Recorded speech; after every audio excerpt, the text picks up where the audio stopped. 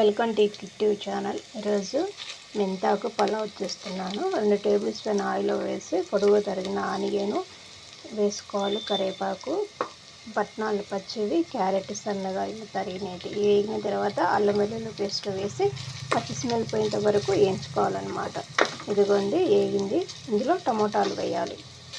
టమోటాలు ఉప్పు వేసుకోవాలి. ఇవి మగ్గేంత వరకు వేయించుతూ ఉండాలి. ఇది మెంతాకు, పుదీనా ఇలా సన్నంగా తరుక్కొని పెట్టుకోవాలి. కొత్తిమీర కూడా, పుదీనా, కొత్తిమీర ఆకు వేసి ఇలా మగ్గేంత వరకు వండించుకోవాలి. ఇందులో గరం మసాలా, ధనియాల పొడి, కారం పొడి, పలావ్ మసాలా వేసి, ఇదిగోండి గరం మసాలా, ధనియాల పొడి, పలావ్ మసాలా వేసినాను. వీటిని కలబెట్టుకోవాలి. చివరిగా పెరుగు వేసుకోవాలి. ఇదిగోండి పెరుగు వేసుకున్నాను.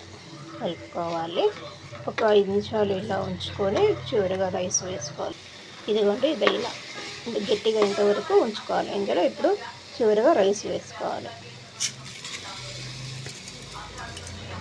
రైస్ వేసి కలబెట్టుకొని ఒక గ్లాస్ రైస్ కానీ 2 గ్లాస్ వాటర్ వేసుకోవాలి. మై పాత బియ్యం కాబట్టి 2.5 గ్లాస్ వాటర్ వేసుకున్నాను. రైస్ వేసి వాటర్ పోసినాను. మూత పెట్టి 2 విజిల్ వచ్చే వరకు వండించుకోవాలి. అంతే, మెంతి పలావు రెడీ.